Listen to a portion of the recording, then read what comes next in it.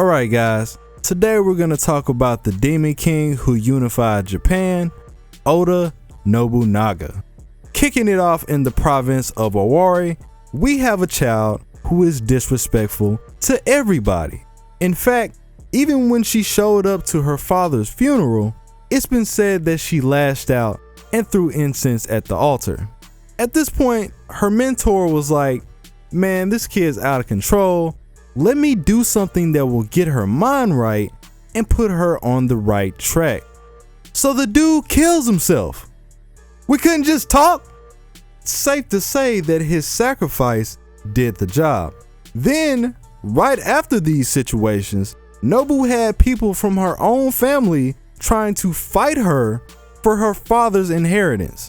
Ultimately, this resulted in those same people getting clapped, and Nobu was able to get these matters resolved.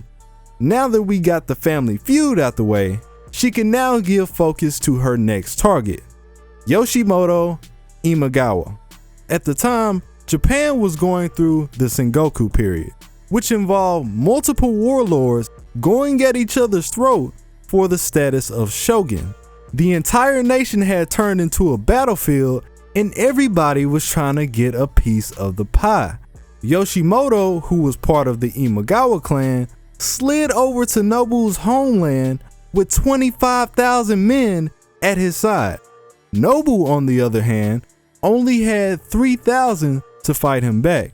This was the Battle of Okehazama. So, as the battle carried on, Yoshimoto came to the conclusion that there wasn't a chance in hell that Nobu could come back, and started celebrating halfway through the fight. This was your first mistake. Not only was Nobu more familiar with the territory, but you also had a thunderstorm coming in that would make for a convenient distraction. Using this to her advantage, Nobu was able to kick the door down on Yoshimoto's camp, and Yoshi himself was executed on the spot. His head was taken from his body, his clan was massacred, and the Imagawa crumbled into nothing. Upon the events that surrounded his death, we turned the spotlight to the Matsudaira leader, who was allied with the Imagawa at the time. So the Matsudaira leader finds out what just happened to his ally, and now he's looking like, damn, I don't want her to come beat my ass too. So he joins forces with Nobu instead. This Matsudaira leader would later come to be known as Tokugawa Ieyasu. Now I know you're probably thinking that teaming up with your enemy's ally might not be the best idea, and you're probably right, but in Nobu's case, it was easily one of the best moves that she made in her military career. Part of what made conquering other regions so difficult was the lack of unity between them. One second you have a clan going off to fight against the opponent, and the next thing you know, another clan is invading your territory while you're in the field. With the strong bond between her and Ieyasu, Nobu could make her moves across the nation less worried if nothing else. From that point on, she started to solidify her main goal: bring all the broken territories together and unify the country by force. However, this would involve conquering multiple territories, which in turn would make her look like a complete monster. But as fate would have it, the shogun had recently been murdered, and his brother was begging Nobu to help him snatch that position.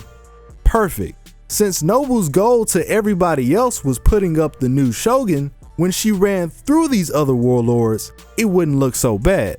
So they pull up to the city of Kyoto, and his brother Yoshiaki becomes shogun accordingly.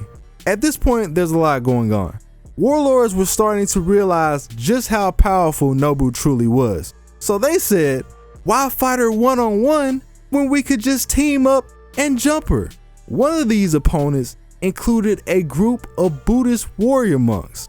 Doesn't sound like a big deal, right?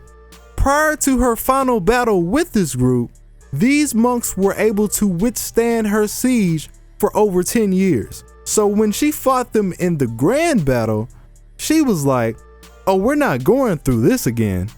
and sets their entire temple on fire. At least 20,000 were slaughtered. Men, women, children, it didn't matter. Everybody got the axe. And of course, this is the major event that made people look at Nobu like, I don't know if I can get behind that one. It was an act so out of the ordinary that even people on her side was like, ladies and gentlemen, I think we've lost her. Meanwhile, you have Yoshiaki, who also had a bone to pick with Nobu.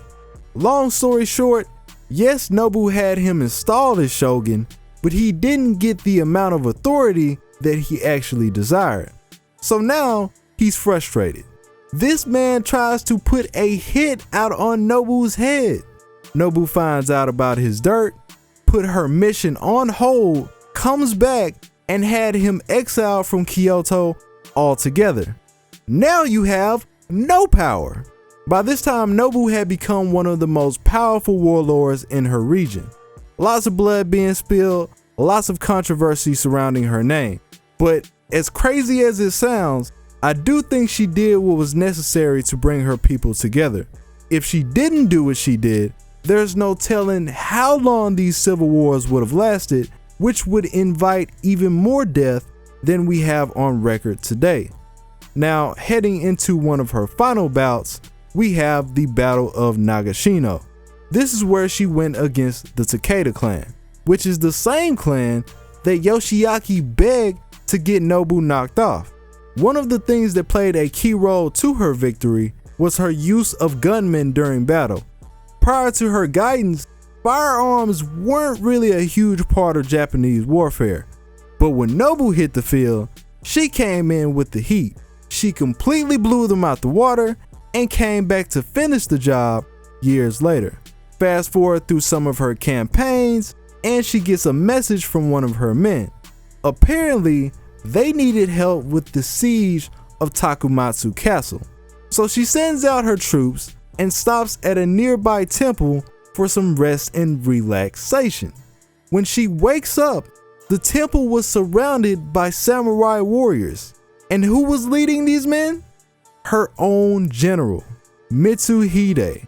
Turns out, Nobu used to give this man the jokes about his hairline, among other things, and quite frankly, he was tired of it. So, he betrayed her. With nowhere else to go, she tells some of her people to set the temple on fire so they can't disrespect her body when she's gone. And then she kills herself. Everybody kills herself. I know, it's tradition. Anyway, her death did not go in vain. Her people, including Ieyasu, were able to finish out the foundation she laid and successfully unify Japan in the process. That about wraps it up. If you enjoyed the video, please like it up so we can get this trending. Feel free to add information as you see fit. And let me know what you guys think about it. It's your boy Tsiah. Niggas eat the sorbet or eat in your face or squeeze the heat when leaving your place. I've been telling you life's a bitch, but it's a beach in your case. I've been yelling and throwing fits, I'm tired of screaming all day. I've been fighting these fucking demons all day. Man, this shit ain't never been easy, maybe.